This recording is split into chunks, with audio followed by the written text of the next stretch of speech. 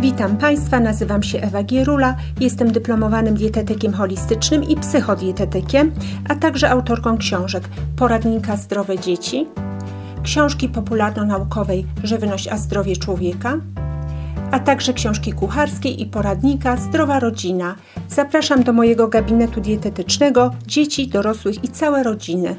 Zapraszam Państwa na 8. część prezentacji o wpływie nienaturalnego promieniowania elektromagnetycznego na zdrowie człowieka i dzisiaj opowiemy sobie o zaburzeniach metabolicznych i zaburzeniach pochodnych związanych z sercem i z naczyniami. Więc w jaki sposób promieniowanie elektromagnetyczne zwiększa nam ryzyko wystąpienia zaburzeń metabolicznych?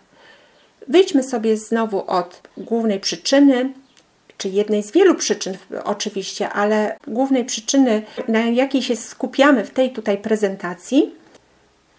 Promieniowanie elektromagnetyczne, jak wykazały badania, powodują wzrost stężenia hormonów stresu w organizmie.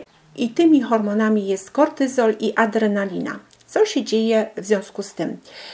Jeżeli nasz organizm odczytuje coś jako czynnik stresujący, w tym wypadku promieniowanie elektromagnetyczne, zaczyna się mobilizować atawistycznie do jakiegoś tam działania i tak jak dawniej tym działaniem było walka bądź ucieczka, tak współcześnie nie wiadomo, co jest tym działaniem, bo nie walczymy dosłownie ani nie uciekamy przed tym, natomiast te reakcje organizmu pozostają takie, jak zawsze były w nas zakodowane i organizm uruchamia różne swoje siły, zasoby do działania. I jednym z tych zasobów będzie glukoza we krwi. I skąd organizm ją ma czerpać? Nie zawsze jest to dieta, nie zawsze jest to pokarm, bo w danej chwili może tego pokarmu po prostu nie być. Możemy być na czczo, mieć pusty żołądek. Więc organizm może sobie uruchamiać glukozę w ramach procesu glukoneogenezy, czyli produkcji glukozy z własnego materiału. I tym materiałem głównie są aminokwasy, jest również glicerol, w mniejszym stopniu, jak również mleczan. I proces ten zachodzi w wątrobie i w mniejszym stopniu może też zachodzić w nerkach i w jelitach. I co się dalej dzieje? Jeżeli wzrośnie nam glukoza we krwi, to automatycznie zareaguje na to trzustka, która zacznie wydzielać insulinę, hormon insulinę. Dojdzie do wzrostu tego hormonu. Wszystko byłoby w porządku, jeżeli ten hormon byłby produkowany w reakcji na, powiedzmy, pokarm naturalny, normalny, o charakterze węglowodanowym. To jest reakcja fizjologiczna, z tym, że jeżeli w naszym otoczeniu pojawia się zbyt dużo pokarmów węglowodanowych, w szczególności takich ucywilizowanych, czyli wysoko przetworzonych, to te wzrosty insuliny będą większe, ale to nie jest tylko pokarm, który powoduje ten mechanizm wzrostu glukozy i insuliny, o czym może nie wszyscy wiedzą. Ten mechanizm również uruchamia się przy wszelkiego rodzaju stresach. I tu nie mówię tylko o stresie psychologicznym. Stresorem mogą być rozmaite czynniki o charakterze chemicznym, fizycznym i jednym z takich czynników będzie właśnie promieniowanie elektromagnetyczne. To jest bardzo ważna informacja dla wszystkich osób, które mają problemy metaboliczne, więc zwiększone, zbyt częste wzrosty insuliny w organizmie nie są stanem pożądanym i niestety mamy z nimi do czynienia w naszej cywilizacji. Kiedyś było jedzenie bardziej naturalne, lepsze i nie było tych takich cywilizacyjnych stresorów, jakie występują teraz. Nie było takiego zanieczyszczenia chemicznego środowiska, nie było zanieczyszczenia promieniowaniem elektromagnetycznym o nienaturalnym charakterze, z jakim mamy do czynienia teraz. Więc dochodzi do pewnej anomalii, która jest przyczyną różnych zaburzeń zdrowotnych. I na co należy tutaj zwrócić uwagę? Pod wpływem zwiększonej insuliny rośnie insulinooporność komórek. To jest powszechne zjawisko znane w przyrodzie, również jest to zjawisko, które występuje w ekonomii, w psychologii i pewnie w innych dziedzinach, że tam, gdzie mamy z nadmiarem czegoś, to dochodzi do zmniejszonej reakcji na ten czynnik. I jaka jest reakcja komórek naszego ciała na insulinę? Insulina powoduje w normalnych warunkach, że te komórki otwierają się na glukozę obecną we krwi i przyjmują tą glukozę, w związku z czym poziom glukozy we krwi spada. I jest to pożądane zjawisko. Natomiast jeżeli tej insuliny mamy zbyt dużo bądź zbyt często się ona podnosi, to nasze komórki zaczynają zamykać się na nią, przestają na nią reagować i w konsekwencji przestają przyjmować glukozę. Kolejną konsekwencją tego stanu rzeczy jest to, że ta glukoza zaczyna nam się podnosić we krwi. I znowu przypomnę, to nie musi być pokarm koniecznie węglowodanowy, który podniesie nam glukozę we krwi. To mogą być wszelkie stresory. Również czynniki psychologiczne, które nas stresują, o czym przekonują się cukrzycy, którzy cały czas badają sobie cukrzycę. Wiadomo, że pewne sytuacje, które naturalnie powodują u nas stres, na przykład jakieś przemówienie publiczne, czy u dziecka sprawdzian w szkole, powodują wzrost glukozy we krwi, pomimo że niczego się nie spożyło, pomimo że nie było żadnego posiłku. Więc na to należy zwracać uwagę i przy okazji zwracam uwagę, że osoby chore na cukrzycę, osoby borykające się z insulinoopornością muszą w związku z tym zwrócić uwagę na wszechobecne promieniowanie elektromagnetyczne. To jest jedno z pierwszych zaleceń, jakie powinno się, oprócz diety oczywiście, wziąć pod uwagę w przypadku insulinooporności i cukrzycy, żeby redukować bądź wręcz eliminować źródła promieniowania elektromagnetycznego z naszego otoczenia. Czym się różni insulinooporność od cukrzycy? Te dwa stany mają wspólną część.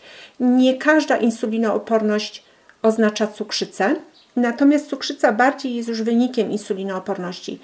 Przy insulinooporności poziom cukru może być jeszcze prawidłowy, dlatego że organizm wydziela wtedy więcej insuliny niż normalnie, po to, aby silniej oddziaływać już na zobojętniające się komórki. I wtedy mamy bardzo dużo insuliny, czyli bardzo dużym kosztem pracy organizmu, a konkretnie pracy trzustki, ten cukier utrzymywany jest jeszcze w ryzach, czyli jeszcze nie mamy cukrzycy, ale już mamy insulinooporność. I w pewnym momencie dochodzi do tego, że jednak ta insulina, nawet w tych dużych dawkach, przestaje działać na tyle, żeby ten cały cukier zszedł, więc pojawia się podwyższony cukier we krwi, ale trzustka jeszcze pracuje na wysokich obrotach, wytwarza nam insulinę, więc wtedy mamy i insulinooporność i już cukrzycę typu 2. Natomiast jeżeli trzustka wyczerpie się z tego wszystkiego i zaczyna spadać ilość insuliny przez nią produkowanej, dlatego że komórki beta-trzustki zaczynają słabnąć, zaczynają się wyłączać i może dojść do całkowitego wyłączenia ich pracy i całkowitego ustania produkcji insuliny. I wtedy jest już najpoważniejsza forma cukrzycy, czyli cukrzyca typu 1. Co jest kolejnym następstwem zbyt dużej insuliny we krwi? Bardzo nieciekawa rzecz, a mianowicie insulina nie sprzyja ustawaniu stanom zapalnym, wręcz je nasila. W związku z tym nasilają się też infekcje, zmniejsza się, spowalnia się gojenie się wszelkich ran i tak uogólniając to zjawisko spada regeneracja organizmu. Organizm nie zdrowieje, jeżeli jest chory, a wręcz bardziej zapada na choroby. Więc to nie jest zbyt dobrze, jeżeli mamy zbyt dużo insuliny we krwi. Kolejna rzecz, rośnie ciśnienie krwi, a w jaki sposób do tego dochodzi, to jeszcze wyjaśnię później. Więc tutaj też bardzo ciekawa rzecz. Ciśnienie krwi nam rośnie pod wpływem zbyt dużej ilości węglowodanów w diecie, w szczególności tych przetworzonych, co jest dla niektórych zaskoczeniem. I już może mniejszym zaskoczeniem będzie to, że ciśnienie krwi nam rośnie pod wpływem stresu. I wręcz jest takie powiedzenie, nie podnoś mi ciśnienia krwi, czyli nie denerwuj mnie. I to jest dla nas znane zjawisko, że jeżeli ktoś nas psychicznie zdenerwuje, zestresuje psychicznie, to rośnie nam ciśnienie krwi, ale trzeba sobie uzmysłowić, że stres psychiczny nie jest jedynym rodzajem stresu, który powoduje taki stan i innym rodzajem stresu, też nie jedynym. Jest wiele różnych czynników stresujących organizm. Innymi słowy, stres to jest znacznie szersze pojęcie niż nam się potocznie wydaje. Kojarzy nam się stres głównie z psychiką. Więc jednym ze stresorów może być promieniowanie elektromagnetyczne i one też będzie nam przyczyniać się do wzrostu ciśnienia krwi. Kolejna nieciekawa rzecz przy zwiększonej insulinie to zaburzenie gospodarki tłuszczowej, czyli lipidowej organizmu. Wzrastają nam trójglicerydy, spada HDL i wzrasta LDL. Czyli tu mówimy o różnych formach cząsteczek transportujących cholesterol. No i kolejna rzecz to jest w zasadzie rzecz współwystępująca z poprzednimi, czyli miażdżyca, z tym, że ja bym tu nie mówiła, że ciśnienie jest przyczyną miażdżycy, zbyt duże ciśnienie krwi czy trójglicerydy, a nazwała sprawcę po imieniu, czyli przetworzone węglowodany i inne cywilizacyjne czynniki powodujące stres dla organizmu, bo można też powiedzieć, że wysoko przetworzone węglowodany, nadmiar tych węglowodanów w diecie jest swego rodzaju stresem dla organizmu. Stresem jest, tak jak mówiłam, to, że jeżeli ktoś na przykład jest dla nas niedobry, wiecznie wywołuje na nas presję, niedobrzy ludzie, tak? To jest stres psychiczny. To zjawisko bardzo złożone, bo oczywiście możemy mówić o naszej reakcji na niedobrych ludzi, ale to już nie będziemy w psychologię wchodzić. W każdym razie stres psychiczny też może być przyczyną miażdżycy, jak również promieniowanie elektromagnetyczne, może nie samo w sobie, ale na pewno będzie tutaj przyczyniać się do miażdżycy. I kolejna rzecz, na którą warto zwrócić uwagę, jeżeli będziemy mieli dużo insuliny we krwi, możemy liczyć się z tym, że będzie to sprzyjać budowaniu tkanki tłuszczowej. To jest biochemia. Bez insuliny nie wiąże nam się tkanka tłuszczowa. Jeżeli dojdzie do cukrzycy 1, gdzie organizm zaprzestaje produkować insulinę, a nie dostaniemy jej w zastrzyku, to zaczyna nam gwałtownie rozpadać się tkanka tłuszczowa i jednym z objawów cukrzycy 1 jest gwałtowny spadek masy ciała. Jeżeli mamy za dużo insuliny, przy insulinooporności, cukrzycy 2, mamy tendencję do otyłości. I teraz może wyjaśnię jeszcze, w jaki sposób insulina wpływa na wzrost ciśnienia krwi. Otóż są takie dwa główne kanały tego oddziaływania.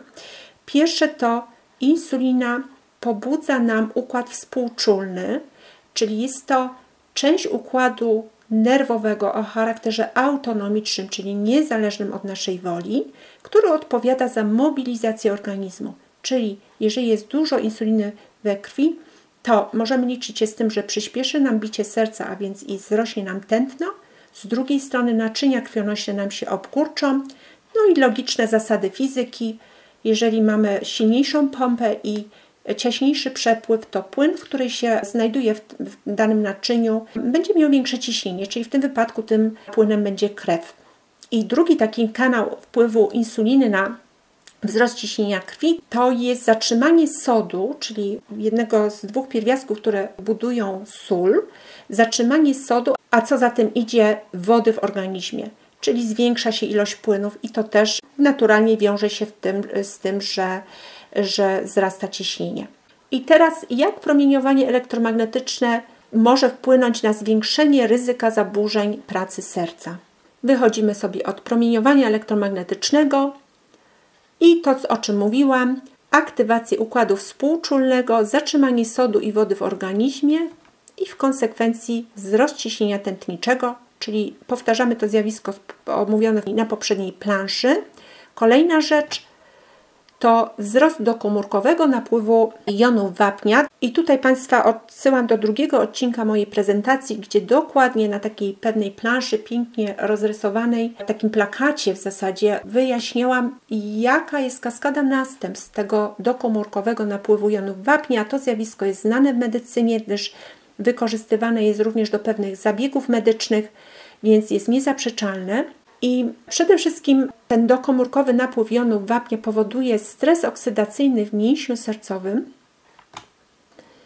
a w konsekwencji do spadku energii produkowanej przez mitochondria w kardiomiocytach, czyli w komórkach serca, no i w efekcie do spadku wydolności serca.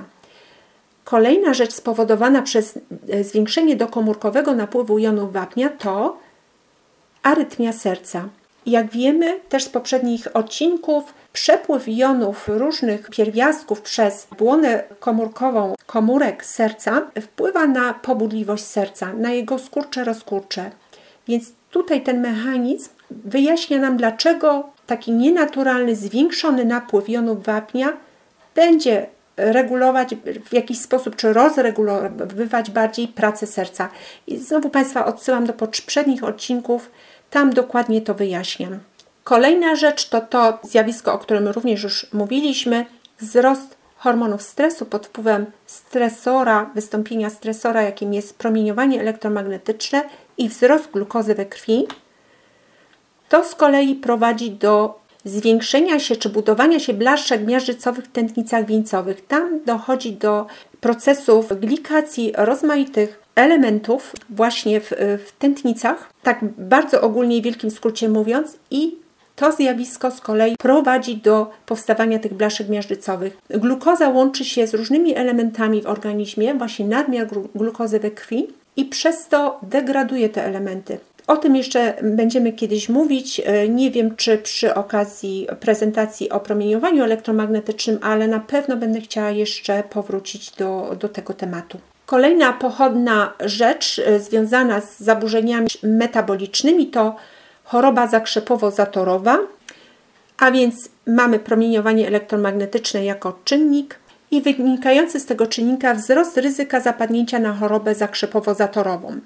Na czym polega ta choroba? Otóż dochodzi do najczęściej zakrzepicy żył znajdujących się w obrębie kończyn dolnych i z tym stanem powiązane jest zjawisko zatorowości płucnej, czyli przewężenia bądź całkowitego zamknięcia światła tętnicy płucnej lub jej rozgałęzień. Te naczynia doprowadzają krew z serca do płuc. Jeżeli dostanie się do tych naczyń materiał zatorowy, no to właśnie wtedy mamy do czynienia z zatorowością płucną i ten materiał zatorowy może pochodzić właśnie z tych żył z dolnych części ciała człowieka, z kończyn dolnych. Promieniowanie elektromagnetyczne również zwiększa ryzyko wystąpienia udarów w mózgu. Co to są udary mózgu? Najczęstszy udar mózgu to udar niedokrwienny i polega on na tym, że dochodzi do zatoru dużych tętnic. Do tego zatoru dochodzi wskutek pojawienia się zmian miażdżycowych w dużych naczyniach doprowadzających krew do mózgu. Może też dojść do uszkodzenia małych tętnic mózgowych i jest to najczęściej następstwo nadciśnienia tętniczego czy cukrzycy. Czyli jak widzimy, znowu mamy tutaj do czynienia z pewną pochodną zaburzeń metabolicznych i z takim udarem o charakterze niedokrwiennym, czyli jest to stan, który powoduje niedotlenienie mózgu, tkanki mózgowej. Najczęściej właśnie z tym stanem mamy do czynienia, ale również może dojść do udaru krwotocznego, czyli potocznie mówiąc do wylewu. Udar krwotoczny ma miejsce wtedy, kiedy dojdzie do pęknięcia tętnicy w mózgu. Krew, która wyleje się z takiej tętnicy, zalewa okoliczne komórki mózgowe i je uszkadza, jak również powoduje wzrost ciśnienia wewnątrzczaszkowego, co oczywiście rzutuje na stan całego tego organu, jakim jest mózg. I tutaj mamy ilustrację, mamy promieniowanie elektromagnetyczne, jak może dojść do tego zwiększenia ryzyka wystąpienia udarów w mózgu. Otóż pierwszy taki kanał tego mechanizmu to jest sklejanie się erytrocytów. Jest to bardzo dobrze udowodnione zjawisko w badaniach na szczurach i o tym będziemy szczegółowo mówić w następnym odcinku prezentacji. Erytrocyty to są elementy krwi, które przenoszą tlen, czyli odpowiedzialne są za doprowadzenie tlenu do komórek i w tym wypadku do komórek mózgu. Więc jeżeli takie erytrocyty się skleją, to dostawa tlenu do mózgu będzie upośledzona. W związku z tym wzrośnie ryzyko udarów niedokrwiennych. I kolejny kanał prowadzący do udaru mózgu to wzrost stresu oksydacyjnego, o którym już mówiliśmy, wskutek czego dochodzi do osłabienia naczyń krwionośnych, a w rezultacie do wzrostu ryzyka udarów krwotocznych, o których przed chwilą mówiłam. I tak podsumowując już całość, możemy pomyśleć i tak potocznie się myśli i słusznie, że choroby metaboliczne i powiązane z nimi choroby naczyń i serca związane są z naszą dietą. I rzeczywiście ja jako dietetyk też podpisałabym się pod tym, że dieta będzie tutaj głównym czynnikiem. Współczesna dieta, tak jak już mówiłam, w której mamy tendencję do zbyt dużego spożywania węglowodanów, a w szczególności węglowodanów wysoko przetworzonych. Ale musimy sobie zdawać sprawę, że to nie jest jedyny czynnik i bardzo jest ważne, aby oprócz diety wziąć pod uwagę inne czynniki prowadzące do rozregulowania metabolicznego. Są to czynniki cywilizacyjne, które nie występowały jeszcze na taką skalę jak teraz 100-200 lat temu, a tym bardziej jeszcze wcześniej wstecz w historii. Więc my nie jesteśmy do nich przystosowani. I jak zwykle zaznaczam, że moje prezentacje są tylko zasygnalizowaniem problemu i skali zjawiska i tego, jak bardzo rozlegle promieniowanie elektromagnetyczne może wpływać na nasz organizm. Natomiast moje prezentacje nie mogą być traktowane jako wystarczające, wyczerpujące źródło wiedzy. Tak naprawdę źródłem wiedzy są materiały źródłowe, na podstawie których stworzyłam te prezentacje o charakterze bardzo skrótowym. Materiały źródłowe nie mają już charakteru skrótowego, trzeba sobie zadać trochę trudu, żeby przez nie przebrnąć. Niemniej bardzo Państwa zachęcam, tych, którzy na poważnie chcieliby zgłębić temat, a temat jest poważny, dlatego że związany jest z bardzo dużym ryzykiem współcześnie dla naszego zdrowia, zdrowia naszych dzieci, w związku z tym, że promieniowania mamy coraz więcej wokół siebie z roku na rok. Więc bardzo zachęcam do przynajmniej przeglądnięcia tych materiałów źródłowych i przynajmniej wybiórczego zapoznania się z nimi. Wszystkie materiały mniej więcej w takim samym zestawie przedstawiam pod każdym odcinkiem prezentacji. No i też jak zwykle zachęcam, proszę Państwa, zwracam się z prośbą o pomoc w udostępnianiu tych materiałów, poszczególnych odcinków moich prezentacji. W związku z tym, że nie jest to temat, który się sam niesie, nie jest to temat rozrywkowy, wymaga skupienia, uwagi, wysiłku, ale jest to temat bardzo ważny. Więc wszelkie lajkowanie, udostępnianie i zostawianie komentarzy na pewno przysłuży się do popularyzacji tego tematu, na czym mi bardzo zależy. Komentarze o charakterze krytycznym też są mile widziane, z tym, że z jednym zastrzeżeniem przyjmuję tylko takie komentarze krytyczne, które będą miały merytoryczne uzasadnienie z prostego względu, że tylko takie komentarze dają mi szansę na odniesienie się do nich. Jeżeli występują komentarze krytyczne, w którym występuje jakiś epitet negatywny, ale nie idzie za tym żadne wyjaśnienie merytoryczne, to trudno mi się do takiego epitetu ustosunkować. Tym bardziej, że zdarza się, że czasami dla mnie on może być zupełnie niezrozumiały, tak jakby była mowa o zupełnie innej prezentacji, innym materiale, innym autorze. Więc tutaj tak uczulam, jeżeli czyjegoś krytycznego komentarza nie dopuszczam do publikacji, to tylko z tego względu, że ma on charakter najwyraźniej krytyczny pod kątem mojej osoby, a nie merytoryki i brakuje tam przede wszystkim wyjaśnienia merytorycznego. W kolejnym odcinku omówimy sobie krew, a w szczególności elementy morfotyczne krwi, krwinki czerwone, krwinki białe i trombocyty. Czy w tych elementach, w tej części naszego organizmu dochodzi do jakichś zmian, czy może dojść do jakichś zmian pod wpływem promieniowania elektromagnetycznego. A na dzisiaj to już wszystko. Dziękuję za uwagę i do usłyszenia.